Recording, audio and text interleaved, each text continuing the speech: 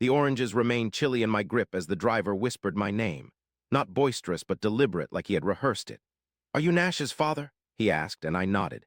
He handed me a flat brown package, thin as a ledger, without any return address. "It's yours now," he said, and didn't wait for a response. For a moment longer than necessary, I stood still, the silence resonating like static. 4 years of nothing but silence have a distinct sound, it hums.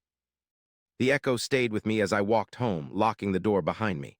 Inside the package was an old phone, its screen marred by scratches and fully charged. On top of it lay a solitary folded note. "He's not abroad, he's 10 miles away." My blood didn't heat up, instead it turned cold. Being chilled is more unsettling. I recall the first time I met her, Lena, with her radiant smile and gentle touch. She called me sir and found humor in Nash's foolish jokes. My son was alive then, in the sense that truly matters. Visible, reachable, audible. I accepted his story of the foreign job because I relied on the woman beside him, confirming and completing his statements. Each month she provided updates, diverse locations, various time zones, consistently calm, efficient, affectionate tone. I suppressed my doubts, for fathers swiftly learn when to remain silent, until the calls ceased, replaced by explanations about bad signal, then emails, then nothing. 4 years of silence cloaked in excuses. The phone contained everything she believed was gone: messages, photos, money transfers, and a video. Nash appeared in a rented room, thinner, eyes weary with fatigue. "Dad," he said into the camera, as if fearing the word might shatter. She'd promised to inform me she had lied. The video ended abruptly. The metadata didn't deceive, nor did the address. It pointed 10 miles away. Lena hadn't sent him overseas, she'd erased him. I didn't challenge her. That would have been careless, emotional. "I am not careless. I made backups, precautions." Files marked with timestamps stored in places inaccessible by hands.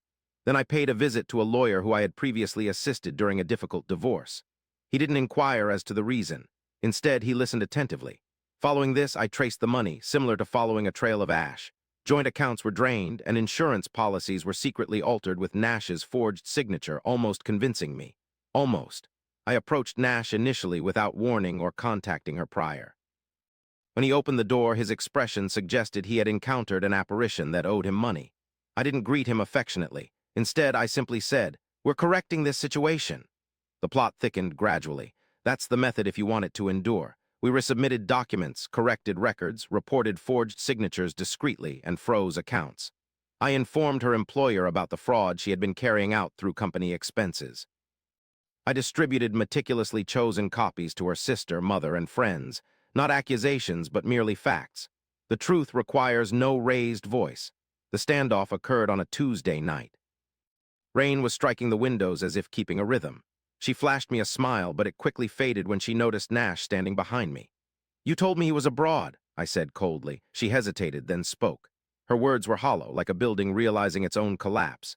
"He's back," I announced, not with anger but finality. The room filled with Nash's voice, thin, steady, alive. Each lie she had told seemed to peel away from her face. Then came the crushing blow. Legal charges filed, assets frozen, divorce papers already approved. "It's over," I said calmly. She sobbed, begged, reached for Nash, who retreated. The silence that followed was deafening. Now I sit alone in a house that feels peacefully quiet. Nash is slowly rebuilding his life with honesty, and he calls me every Sunday now. Lena, on the other hand, is learning the true power of silence. I don't feel remorse, I feel equilibrium. Some believe revenge is about rage, but they are mistaken. Revenge is balance. Revenge is about waiting, and for 4 years I honed my skill in it.